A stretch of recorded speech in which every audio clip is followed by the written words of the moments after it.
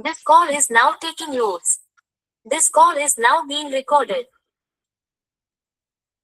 Second सत्र में आप सभी का पुनः स्वागत है। हमारे बीच में अनिल शर्मा जी उपस्थित हैं, सीनियर थेरेपिस्ट हैं, उनका स्वागत है। हमारे गर्मा बिष्ट जी उपस्थित है, समवाई फाउंडेशन के प्रमोटर हैं और हमारी फैकल्टी है, उनका स्वागत है। हमारे बीच में रीता गांधी जी उपस्थित है, सीनियर थेरेपिस्ट है, उनका स्वागत है। हमारे बीच में सुधा पाठक जी उपस्थित हैं, समवाई फाउंडेशन के प्रमोटर हैं और हमारी आज की फैकल्टी है, उनका स्वागत है। हम लोग अभी चर्चा कर रहे थे फीमेल रिप्रोडक्शन सिस्टम की। अब हम लोग चर्चा करेंगे सुधा पाठक जी के साथ लंग्स मेरिडियन पर चर्चा करेंगे, ट्रेटाइज 7 और चैप्टर नंबर 27। हम लोग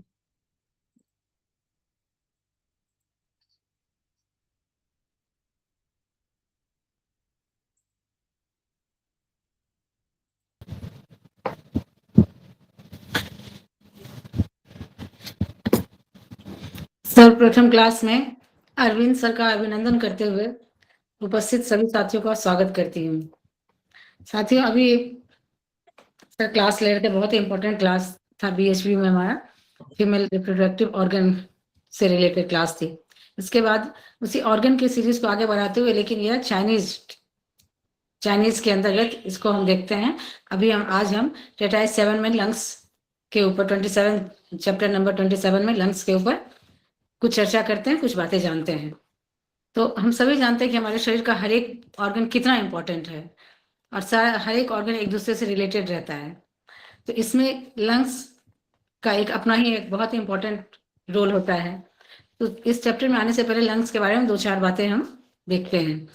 हम सभी जानते हैं कि लंग्स डायफ्राम के ऊपर चेस्ट कैविटी में लोकेट रहता है। इसका बेस डायफ्राम पर तथा ऊपर का भाग गर्दन की तरफ होता है तथा इसके अलावा दोनों लंग्स के बीच हार्ट सिचुएटेड होता है। ये हम सभी जानते हैं। लंग्स प्लूरल मेम्ब्रेन के बीच सुरक्षित रहता है। हमारा लंग्स प्लूरल मेम्ब्रेन के बीच में सुरक्षित रहता है। प्लूरा में एक फ्लूइड भरा रहता है जो कि लंग्स को रगड़ खाने से, चोट लगने से और किसी तरह का स्ट्रेस टेंशन होने पर उसको बचाता है। दायां लंग्स बाएं की अपेक्षा चौड़ा होता है। दाएं लंग्स का वेट लगभग 520 ग्राम होता है। बाएं लंग्स का वेट 520 ग्राम होता है और दाएं लंग्स का वेट 430 ग्राम होता है। इसका कलर एज बढ़ने के साथ साथ बदलते जाता है, जैसे कि बाल्यावस्था में लाल, युवावस्था में मटमैला और वृद्धावस्था में ब्लैकिश की तरफ हो जाता है। लंग्स का मेन काम हम सभी जानते हैं, हार्ट से आए हुए इम्प्योर ब्लड को प्योर करना होता है। हम जो भी भोजन करते हैं, जब वो मुंह से होते हुए स्टमक में जाता है और वहां से फूड डाइजेस्ट होता है। इसके बाद स्प्लीन की इस भोजन को फूड की में ट्रांसफॉर्म करती है और फिर यह फूड की ऊपर चेस्ट में उपस्थित लंग्स में जाता है। वहां पर यह शुद्ध वायु के साथ, एयर के साथ मिलकर के गैदरिंग की बनाता है। इसके बाद वह गैदरिंग की हार्ट में जाकर ब्लड में कन्वर्ट होती है तथा और इस काम में हार्ट में जाकर ब्लड में कन्वर्ट होती है और इस काम में लंग्स की मदद किडनी की तथा ओरिजिनल की भी इसकी मदद करते हैं। जब स्प्लीन की फूड की में कन्वर्ट हो जाती है तो इस रूपांतरण में, इस ट्रांसफॉर्मेशन में ट्रांसफर होता है, तब उसमें कई तरह के प्रोडक्ट और बाय प्रोडक्ट बनते हैं। फूड की प्रोडक्ट तथा बाय प्रोडक्ट को स्प्लीन अलग करके भेजती है। तो इस तरह से हमने ये देखा कि एक दूसरे से लंग्स कितना इंपॉर्टेंट है और एक दूसरे से कैसे कनेक्टेड है। तो ये हमने चाइनीज के हिसाब से थोड़ा सा लंग्स के बारे में देखा। अब हम अपने मेन चैप्टर की तरफ चलते हैं। तो हम सभी जानते हैं फेफड़े के शरीर में की नियामक होते हैं, की के नियंत्रक होते हैं। शरीर में अगर की कमी होती है तो सबसे पहले हमें ध्यान जाना चाहिए, क्योंकि यह की का कंट्रोलर होता है, ऊर्जा का कंट्रोलर होता है। तो सबसे पहले हमें ध्यान जाना चाहिए कि कहीं लंग्स की में कोई कमी तो नहीं है। की deficiency mean it most case the lungs deficiency, most case में लंग्स की डिफिशियंसी होती है, खासकर सांस लेने की प्रक्रिया में जो कि लंग्स का काम होता है, उसमें शरीर में रक्त संचरण में फेफड़े मदद करते हैं। फेफड़े का कार्य ऊर्जा को शरीर में नीचे की ओर प्रवाहित करना होता है, ऊपर से नीचे की ओर प्रवाहित करना होता है, तब उसके चारों ओर शरीर में, इसके अलावा चारों तरफ शरीर में भेजना होता है। फेफड़े डिफेंसिव की का नियमन करते हैं। फेफड़ा स्किन का पोषण करता है। सभी जानते हैं कि फेफड़ा हमारे स्किन का को न्यूट्रिशन देता है, न्यूट्रिस करता है। इसके अलावा फेफड़े के निम्नलिखित कार्य हैं: की एवं श्वसन का नियमन करना, आवाज को शक्ति प्रदान करना, नीचे ले जाने एवं चारों तरफ फैलाने का काम करना, बाहरी वातावरण से शरीर की रक्षा करना, जल के द्वारों को नियंत्रित करना, हमारे शरीर में जो जल के द्वार होते हैं उसको नियंत्रित करना, चर्म एवं बालों का पोषण करना, सूंघने की शक्ति देना, मेरिडियंस एवं रक्त वाहिनियों का नियंत्रण करना, शरीर की आत्मा का आवास प्रदान करना है, हमारे जो कॉर्पोरियल सोल है, शरीर की आत्मा, उसको आवास प्रदान करना है। तो एक एक करके हम देखते हैं इसका क्या काम है, कि मतलब किस तरह से ये अपने काम को करता है। पहला है की एवं श्वसन का नियमन करना। ईश्वरीय शरीर को ऑक्सीजन के रूप में फेफड़े शरीर में लाते हैं। ईश्वरीय शक्ति को, हमारा जो होता है सुपरफिशियल एनर्जी होती है, उसको ऑक्सीजन के रूप में शरीर में फेफड़े शरीर में लाते हैं। विष द्रव्य, टॉक्सिन्स, कार्बन डाइऑक्साइड को बाहर करके शरीर से बाहर, ये काम भी हम जानते हैं फेफड़े का ही है। भोजन से फूड की का निर्माण स्प्लीन करती है। फूड की में ऑक्सीजन की शुद्धता मिलाकर फेफड़े गैदरिंग की का निर्माण करते हैं। इसके बाद गैदरिंग की को फेफड़े सारे शरीर में सभी ऊतकों, सभी सेल्स, सभी जगह पर यह पहुंचाने का काम करता है, जिससे कि पूरे शरीर को न्यूट्रिशन प्राप्त होता है। आवाज को शक्ति देना, फेफड़े व्यक्ति की आवाज एवं वाणी को शक्ति प्रदान करता है।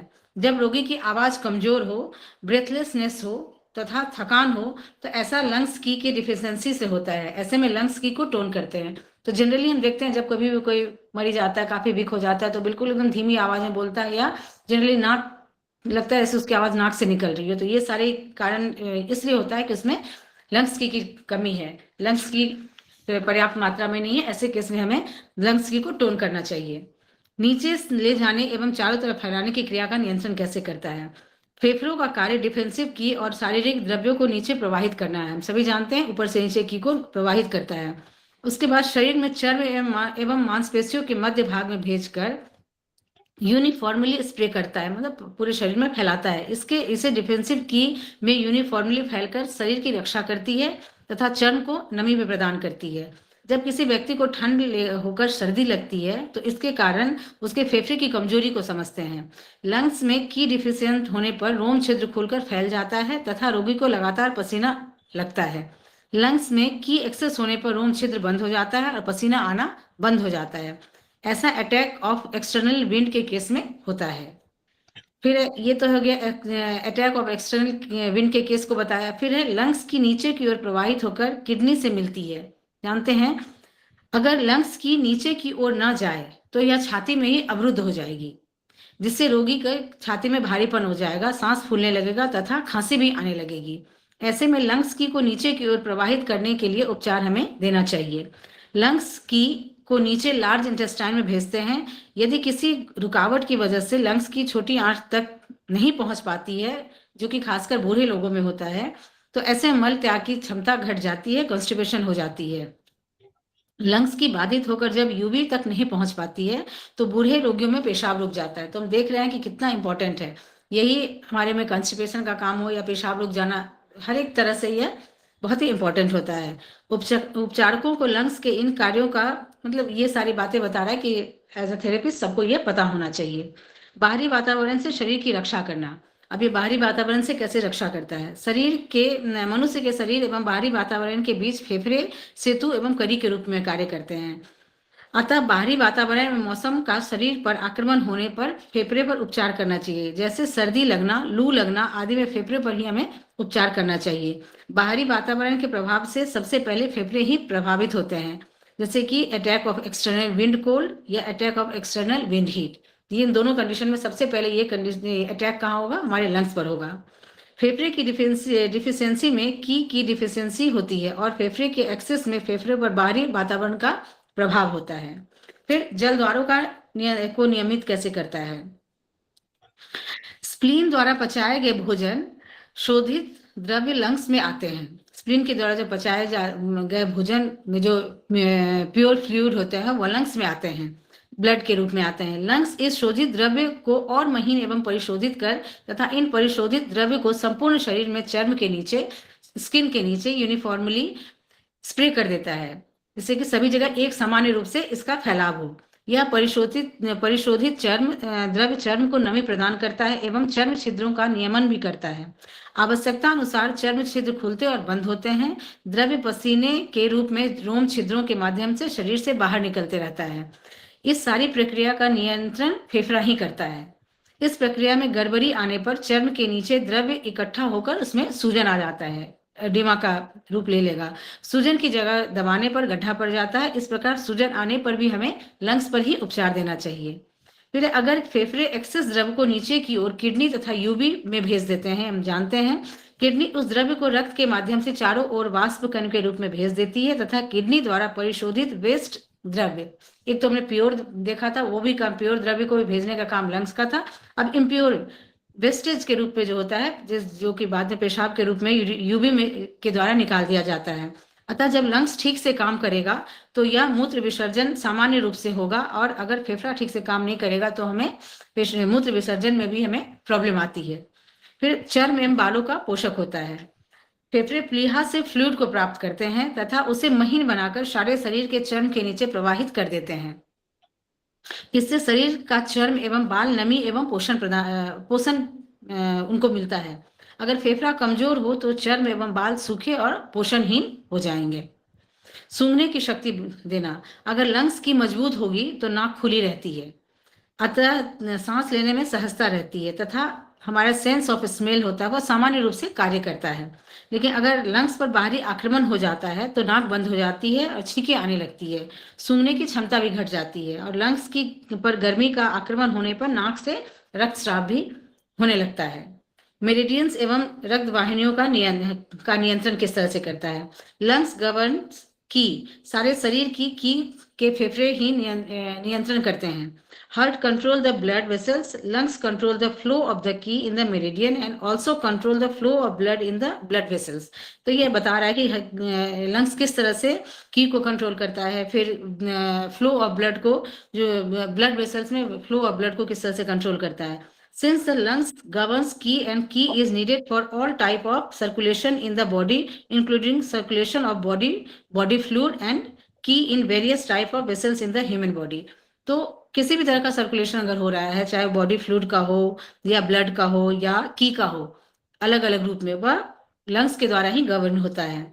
Hence the lungs control the circulation of ki and blood, the extremities and keep them warm। उसको गर्म मतलब टेम्परेचर का भी कंट्रोल एक तरह से लंग्स के द्वारा ही होता है।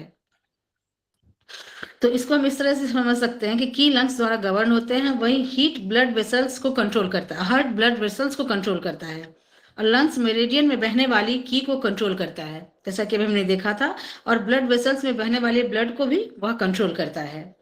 फिर है in Chinese acupuncture it is a proverb that the lungs govern 100 vessels in the body.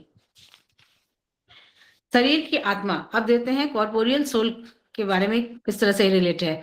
शरीर को दर्द एवं खुजली आदि का भान कॉर्पोरियल सोल के द्वारा होता है। फेफड़े कॉर्पोरियल सोल का आवास होता है फेफड़े में।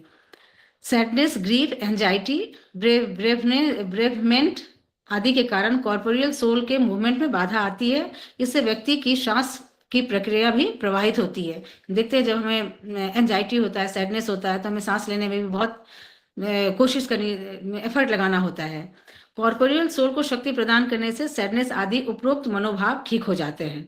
कॉर्पोरियल सोल को शक्ति प्रदान करने के लिए हमें प्रोटोकॉल बताया गया है। LU7, LU9, UB37 पर हमें उपचार देना चाहिए। इन सभी को हमें, इन तीनों पॉइंट को, और इसके साथ साथ क्योंकि UB37 के पैरेलल में UB13 है, तो इन चारों पॉइंट को हमें टोन करना चाहिए कॉर्पोरियल सोल को स्ट्रॉन्ग करने के लिए।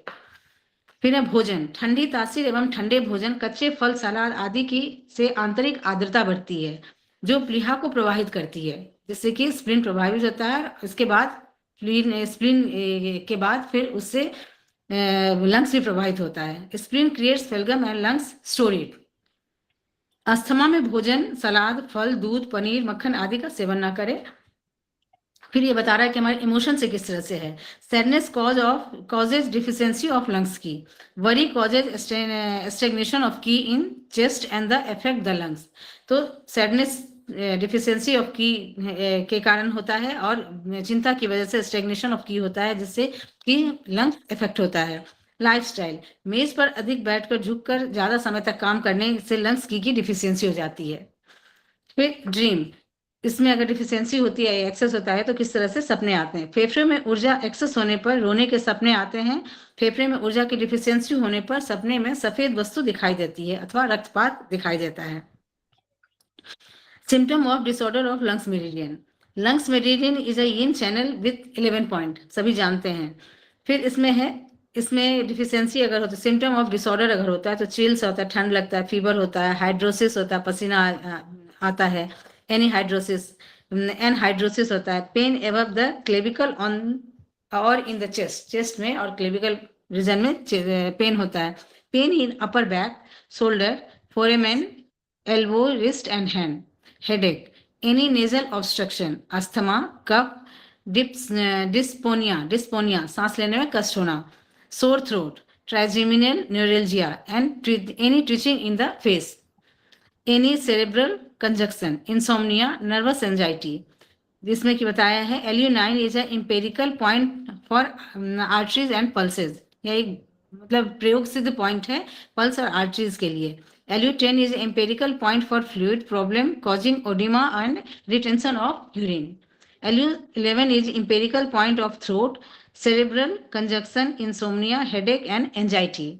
LU7 is important point for cervical spondylitis. Cervical spondylitis के लिए भी अच्छा पॉइंट है LU7. Diseases related to lungs, deficiency type में जो होता है लंग्स की डिफिशियंसी।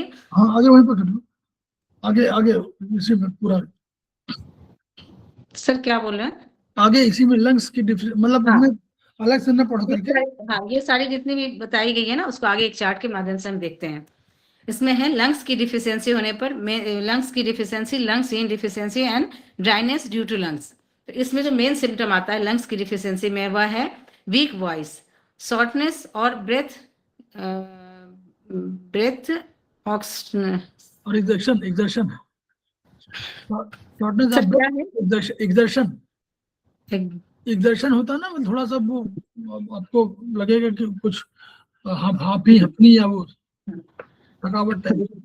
ठीक है सर, मेरे बुक में ठीक से लिखा नहीं था। फिर watery sputum, easily catches cold, white complexion and cough। अगर लंग्स की डिफिशियंसी होगी तो ये सारे प्रॉब्लम होंगे। इसमें अगर टंग देखते हैं हम तो सामान्य अथवा पीली होती है। अगर पल्स देखें तो एम्प्टी पल्स होता है। और इसमें उपचार सिद्धांत हम क्या देंगे? फेफड़े श्वसन एवं की के शासक होते हैं। जब की लंग्स की डिफिशियंट होती है तो चलने पर सांस फूलने लगता है।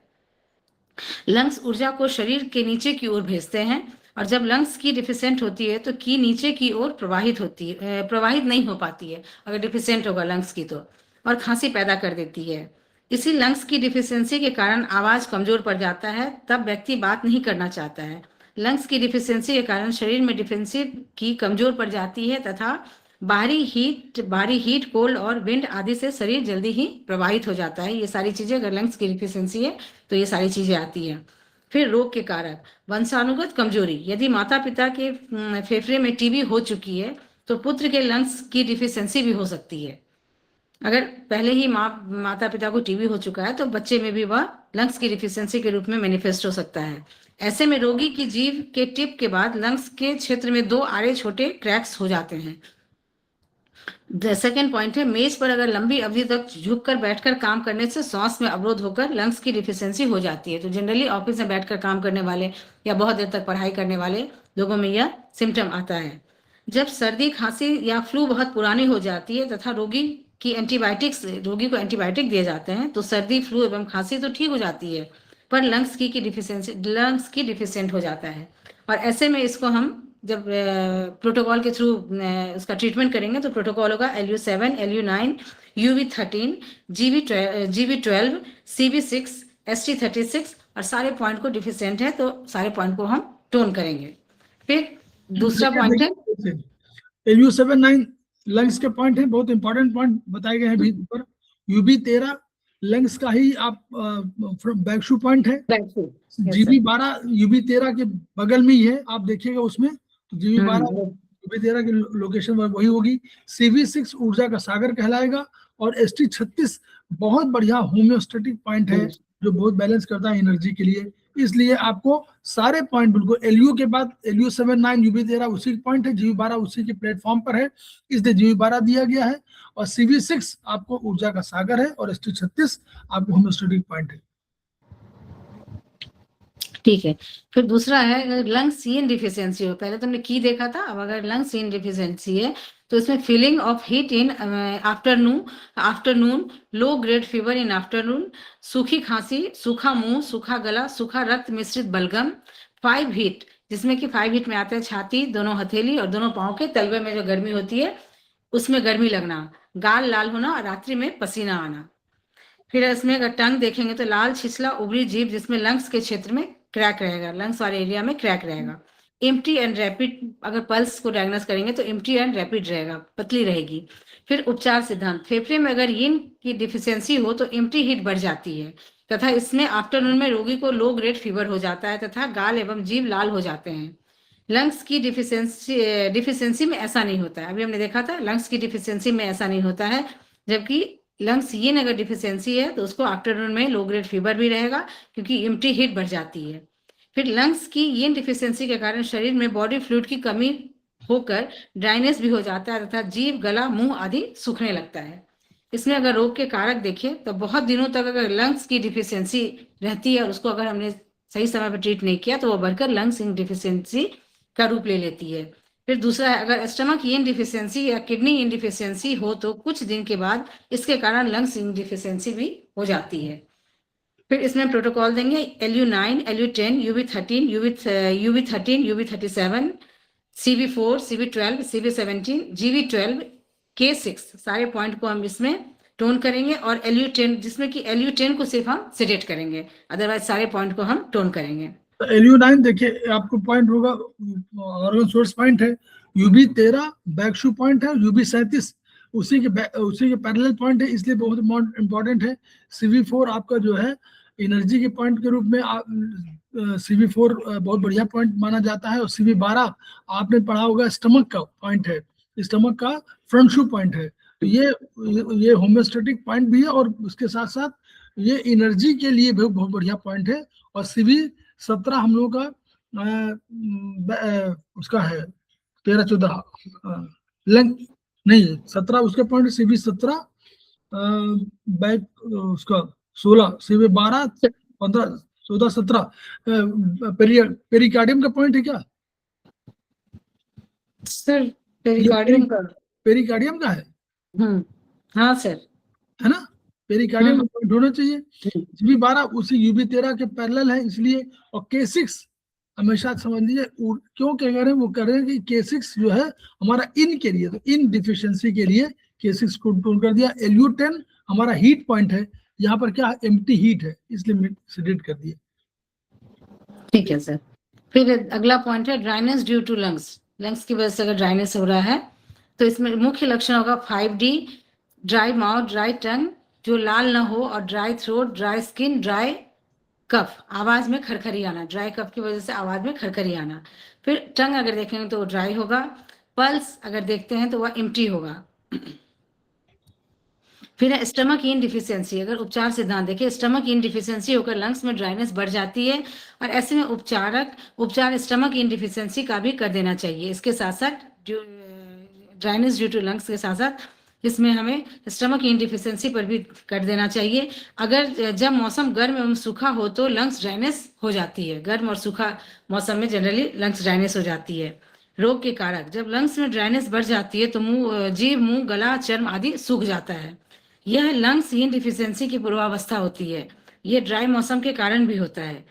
और ऐसे में अगर हम प्रोटोकॉल देंगे तो LU9, SP6, K6, CV4, CV12 सभी पॉइंट को हम टोन करेंगे। और अगर SP6 को अगर हम देखते हैं, SP6 हम सभी जानते हैं कि सभी तीनों यिन ऑर्गन है, लीवर, किडनी और स्प्लीन का जंक्शन पॉइंट होता है, या किसी भी ब्लड रिलेटेड बीमारी के लिए ट्रीट करने के लिए बहुत ही अच्छा पॉइंट होता है। तो इस तरह से सारे पॉइंट को हम इसमें टोन करेंगे। मोर और लेस वही पॉइंट है, कम पॉइंट ये हुआ, बस इतना है। फिर इसके बाद अगर हम देखते हैं excess type of disease of lungs, तो इसमें है attack of external wind cold on lungs, excess type में है। मेन सिम्टम होगा common cold, cough with colourless expectoration.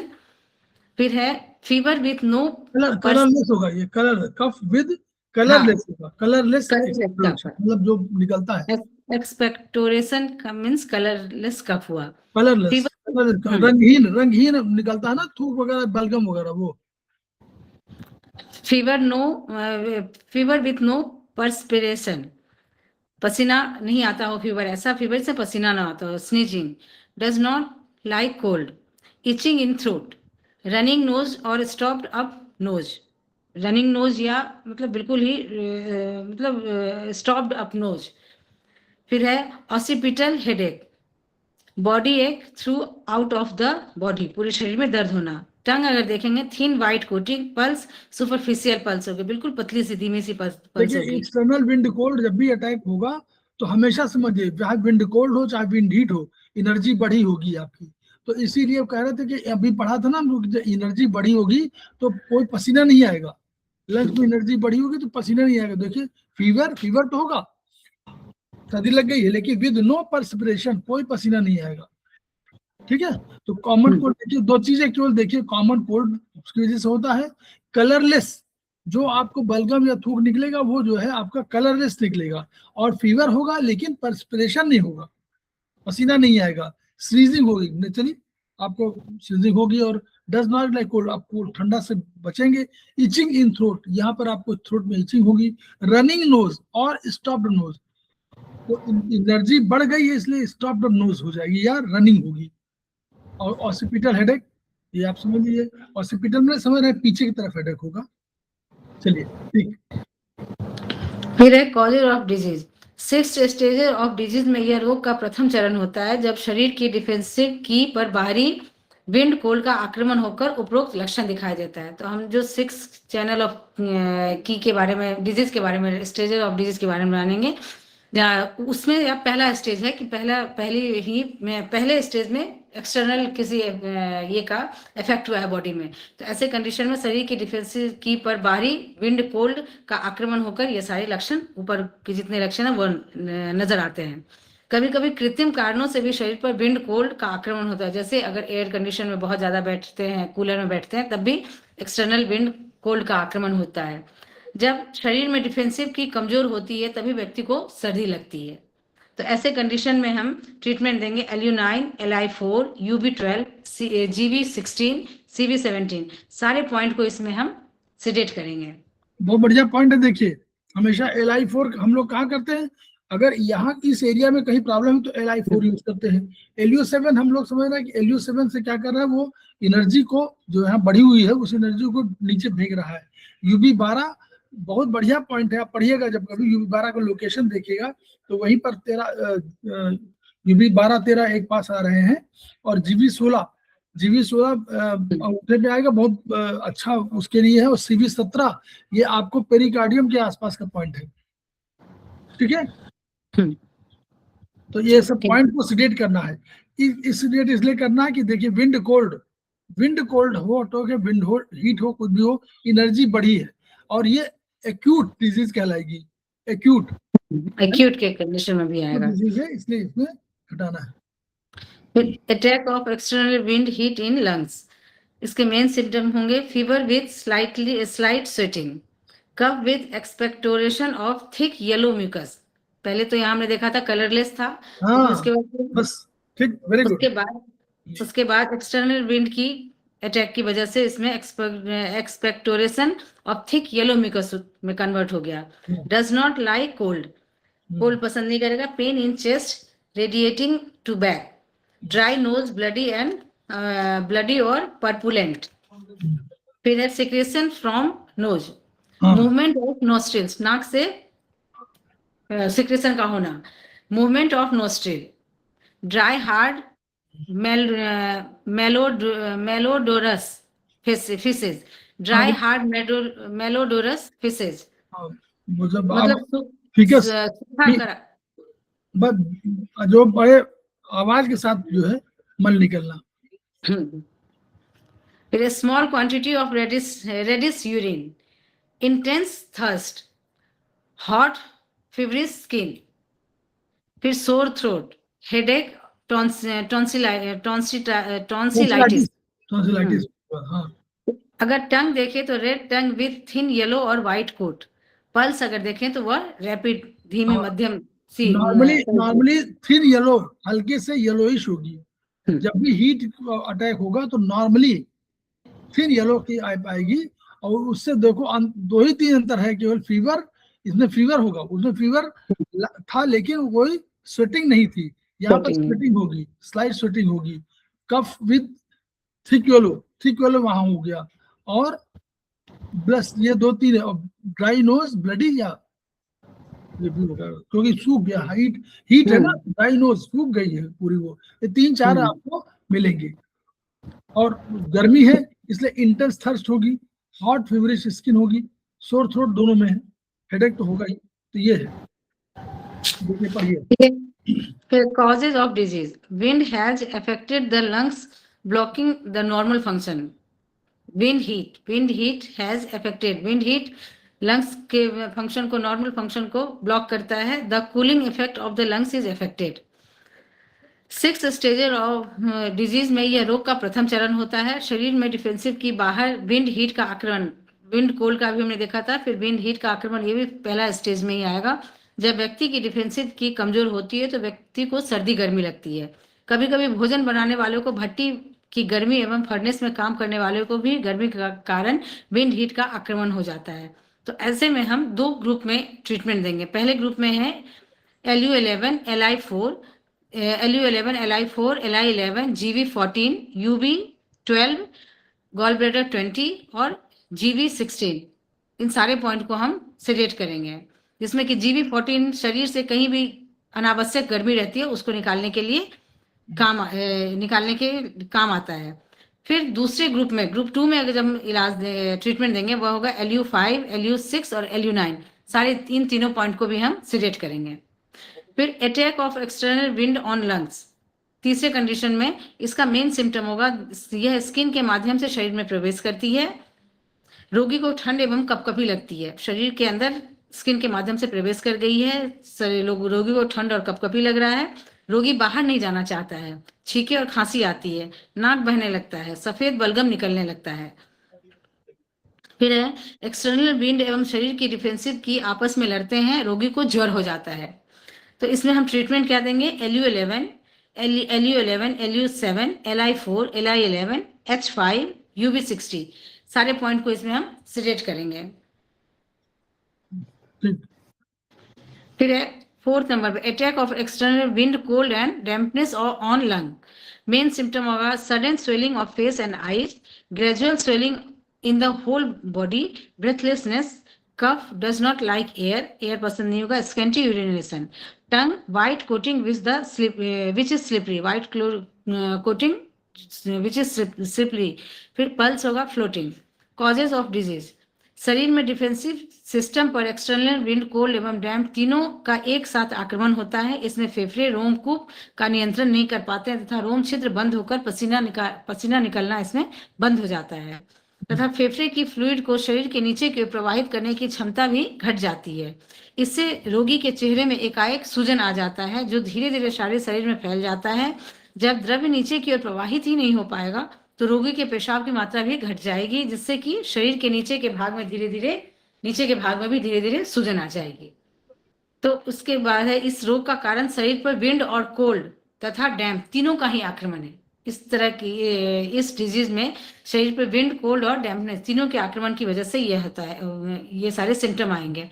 फिर ट्रीटमेंट देंगे LU7, LI4, LI6, LI7, UV12, UV13, CV9। सभी point को हम सेलेक्ट करेंगे, जिसमें LU7, LI4 रोमकूपों को ये रोमकूप को खोलते हैं।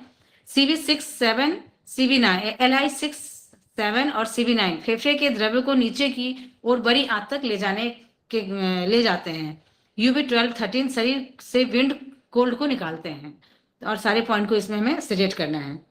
फिर lungs obstruct by humid phlegm, इसमें मेन सिम्टम आएगा excess white sputum coming out frequently, heaviness in chest, breathing problem, does not like lying in supine position, पीठ के बल सो नहीं पाएगा वो। क्रॉनिक कफ कमिंग फ्रिक्वेंटली, रोगी सर को ऊंचे उठाकर सोना चाहेगा या रात भर बैठ कर ही बिताना चाहेगा। फिर tongue, thick white coating which is sticky. Pulse अगर देखें तो वह है weak floating fine pulses. Cause of disease, यह दो कारणों से होता है, एक्सेस इंटरनल कोल्ड या और excess phlegm retain in the lungs. Phlegm बनने का काम स्प्लीन का होता है, हम सभी जानते हैं, तथा इसे स्टोर करने का काम लंग्स का होता है।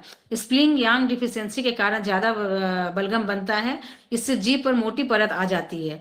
लंग्स की कमजोरी से बलगम फेफड़ों में रुका रह जाता है, इससे छाती भारी हो जाता है तथा रोगी को पीठ के बल सोने में परेशानी होती है। इससे रोगी सर एवं छाती को ऊंचा करके ही सोना चाहता है अथवा बैठकर ही वह सोना चाहता है। सबसे पहले स्प्लीन की डिफिशियंसी होती है, जो कि बाद में स्प्लीन यांग डिफिशियंसी में बदल जाती है। लगातार बाहरी आक्रमण से स्प्लीन और लंग्स कमजोर पड़ जाते हैं तथा बलगम बनने लगता है। बच्चों में कुकुर खांसी हो जाती है तथा ज्यादा चिकनाई युक्त भोजन एवं ठंडी तासीर के भोजन से बलगम बनता है। तो इसमें ट्रीटमेंट देंगे P6, LU1, LU5, LU7, ST40, UB13 इन सभी पॉइंट को सेडेट करेंगे।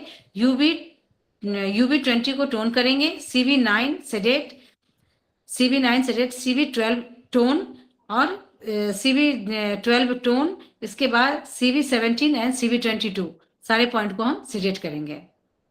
तो एक बार फिर से बताती हूँ, P6, LU1, LU5, LU7, ST40 और UB13 सारे पॉइंट सेडेट होंगे। UB20 टोन होगा, CV9 सेडेट, CV12 टोन और CV17 और 20 ये दोनों पॉइंट सेडेट होंगे। फिर है इसके बाद है lungs obstruct by the phlegm heat. Main symptom इसमें होगा फॉल स्मेलिंग एक्सेस येलो और green sputum, asthma, barking cough, heaviness in chest और टंग अगर देखें तो red cough with thick sticky yellow coat. Pulse इसमें होगा rapid full. Causes of disease दो कारणों से होगा, एक्सटर्नल इंटरनल हीट या एक्सेस इंटरनल हीट या excess phlegm retain in the lungs. अत्यधिक चिकनाई युक्त एवं गर्म तासीर का भोजन करने से यह रोग होता है। मसालेदार भोजन, तला हुआ मांस, शराब, गरम मसाला, मिर्च आदि गर्म तासीर के भोजन होते हैं। स्मोकिंग करने वाले एवं खैनी खाने वालों में भी यह रोग हो जाता है। तंबाकू गर्म तासीर की होती है, अतः बाहरी हीट के आक्रमण से भी कभी कभी यह रोग हो जाता है। और ऐसे में हम ट्रीटमेंट देंगे LU1, LU5, LU7, LU10, LI4, LI11, UB13, ST40 सारे पॉइंट को हम सेडेट करेंगे और इसके साथ साथ CV12 इस पॉइंट को हम टोन करेंगे, जिसमें कि LU5, LU10 फेफड़ों से गर्मी तथा बलगम को निकालने का अच्छा पॉइंट है। फिर lungs obstruct by phlegm fluid, इसके मेन सिम्टम होंगे cough with white watery frothy sputum, खांसी के साथ साथ सफेद पानी एवं फेन युक्त बलगम का निकलना, ब्रेथलेसनेस, स्प्लेसी साउंड इन चेस्ट, छाती में खड़खड़ाहट की आवाज, चिलनेस। फिर अगर टंग देखे तो पीली जीभ एवं गाढ़ी चिमड़ी परत होती है। पल्स वीक एंड फाइन होता है। कॉजेज ऑफ डिजीज, इसका कारण लंग्स एवं स्प्लीन की क्रॉनिक डिफिशियंसी होकर आई हुई कमजोरी होती है।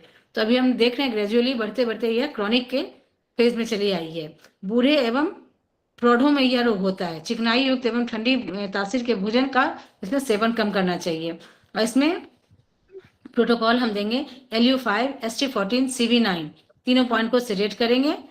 LU9, ST36, CV12, CV17, UB13 और UB37 इन सारे पॉइंट को हम टोन करेंगे। तो इस तरह से हमने इसके बारे में देखा, लंग्स के बारे में देखा कि किस तरह से इसमें तरह तरह के अटैक होने से किस तरह से बीमारी के रूप में आता है और कैसे इसका हम उपचार कर सकते हैं। बहुत बढ़िया, थैंक यू सर। तो हम लोग जो है खेमका सर को याद करते हैं, उनकी एनर्जी को याद करें और उनकी एनर्जी जो भी हमें मिले ज्ञान के रूप में उसको हम कहीं ना कहीं ट्रांसफर जरूर करें ताकि पीड़ित मानवता की रक्षा हो सके और उनका सपना पूरा हो सके। Each one reach one, each one treat one, each one teach one, इन्हीं शब्दों के साथ हम लोग प्रणाम सर।